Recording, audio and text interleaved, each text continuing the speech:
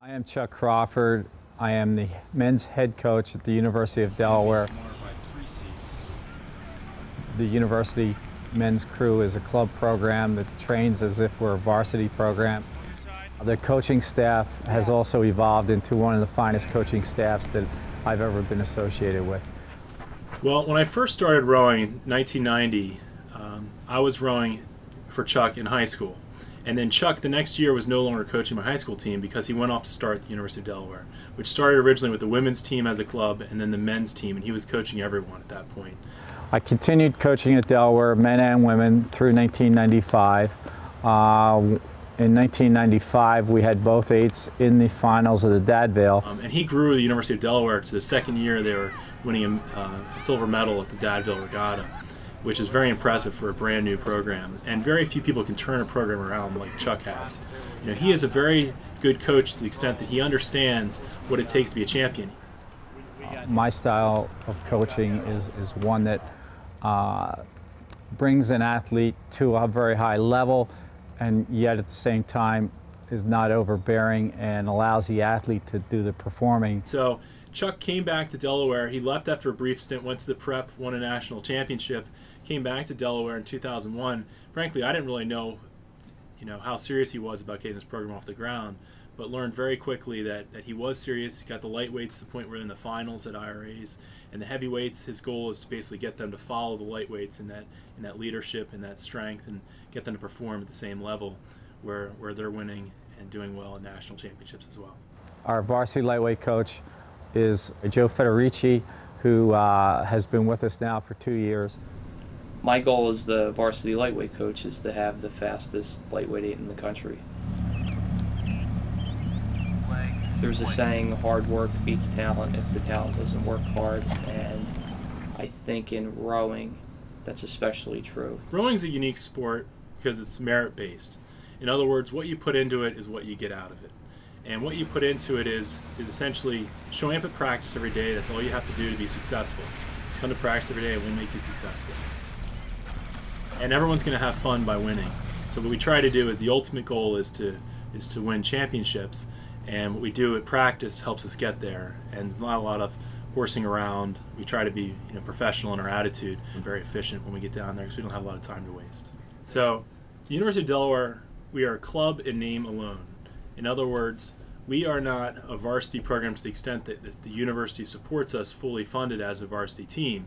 But what does that mean on the water? Well, it doesn't mean anything because getting money doesn't win you championships. What it does is hard work, dedication, good coaches. And at Delaware, we have a elite staff of coaches that most programs would love to have, which is why we've won the Dad Vail team championship points trophy for 2 years. And so, we race teams that are varsity, and actually that's sometimes a disadvantage for them. And it just goes to demonstrate that if the kids are willing to work hard and the coaches are willing to put in the time, you can be successful against these varsity programs. And at Delaware, everyone's committed, and it's that commitment that really makes a club sometimes stronger than a varsity sport. Varsity sports, may be more professional in name, but the fact is a club sport, if run properly, is really more about the rowing and more about who loves the sport the most.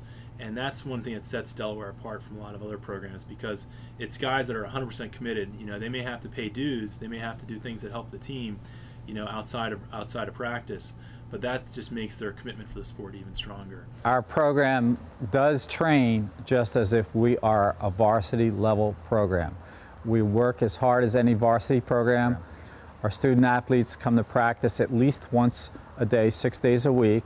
And then in addition to that, sometimes they'll row twice a day, or they'll do other training, whether it's in the erg room or in the weight room. We go inside after Thanksgiving, and we stay inside until middle of February. As we train inside, we're able to do that on campus. We have a facility there in the field house on the second floor, kind of upstairs, where we have about 40 or 50 ergometers, and then additionally there's a weight room on campus. And the work that they do gets them into a physical fitness level that is certainly that of a superior collegiate athlete. Mileage makes champions, because the more work you do aerobically, it builds up your aerobic base. Your lungs become more efficient, your heart pumps more blood with every single beat, you have more capillary beds, and your body just becomes much more efficient with the volume of training. So especially in the off season, whether it's the summer or the winter, it's very important to train hard then. And then what you do in the spring on the race course is really predetermined by the level of your training. Rowing here on the Christina is an excellent place to row. We can row as many as 15 to 20 miles on a given day in practice. Normally our practices are 9 to 12 miles, but we can row in one direction a good 7 or 8 miles, and then the other direction 2 or 3 before we hit the Delaware. We can row steady state for 45 minutes and then turn and row 45 minutes back without any issue. So our practices are normally scheduled for about an hour and a half, and we try to keep to those time frames so that kids can make classes. I try to instill in my athletes the learning of the sport through muscle memory. In terms of how guys should be rowing on the water and what I like to see, there's a few things I'm looking for. One is that I say the drive is the inverse of the recovery. In other words, what you do on the drive is you lock onto the water, you don't push before your legs are engaged, and then you accelerate and you release at full slide after you've basically come all the way in. You don't release early.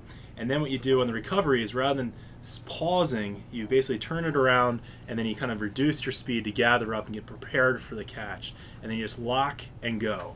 And it's that essentially repetition, that 2-second stroke. It's a 2-second cycle that you're repeating over and over again.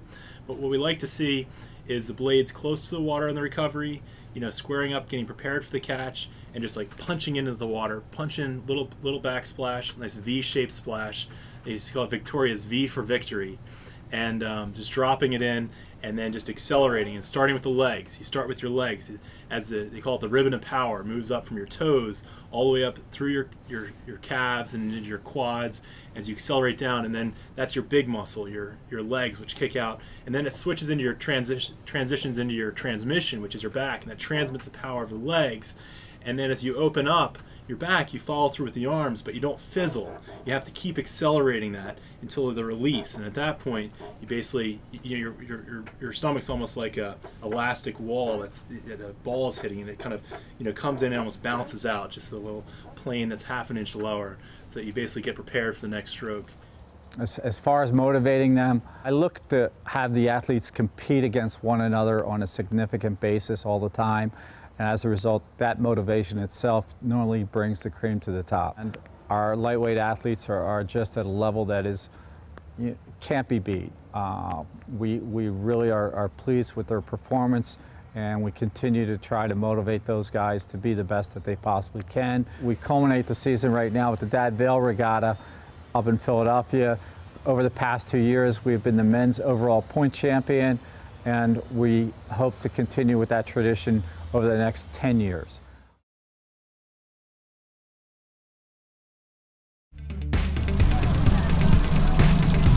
What?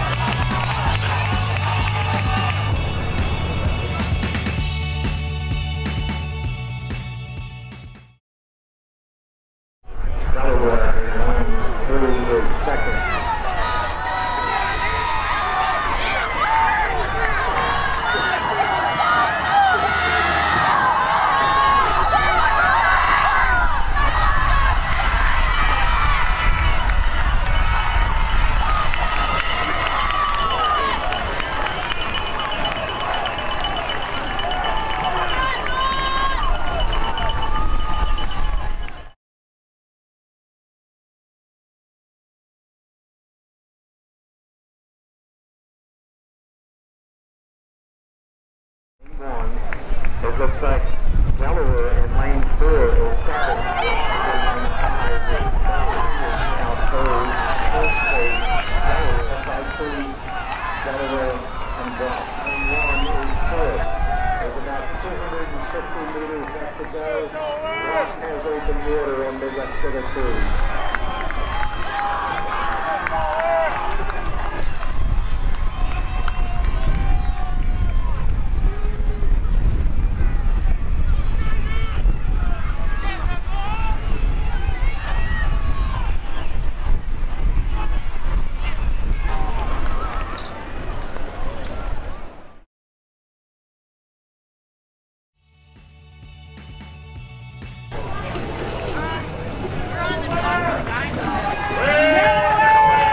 Performance is set by the expectations of your peer group.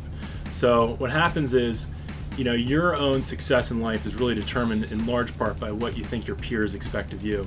And in rowing, they expect a lot. They expect you to do well in your studies, that's your first priority, but they also expect you to do well in the water. And those things carry over. I became involved in rowing because I like the camaraderie with the guys on the team. I liked how it was a sport that you needed to work with 7 or 8 other people to do well in. The gratification, though, is that you feel yourself physically, mentally, and emotionally at a very, very stable and high level. And then what happens is you develop this discipline where you become more organized in your studies. I think one of the great things about crew is that you come down to the boathouse after thinking all day in the classroom or thinking about a test or a project, and you sit in the boat. So you really can just kind of forget about everything else going on and just be focused on really just the sport of rowing. You clear your mind, you get away from things, you get on the water, and then all of a sudden when you're back focused, you've got the nervous energy out, and you've got all the endorphins from your practice, and you're just ready to sit down and focus. Grades are certainly above the norm for all the other sports at the university. There's very few sports that'll actually help you get into grad school, and rowing is one of them. It's sort of a unique group of people that look out for each other, but they also are very disciplined, and there's no BS in rowing. It's one of the only opportunities I think you'll have in your life to be so single-minded and so focused and so ready and really willing to work for something that means a lot to you.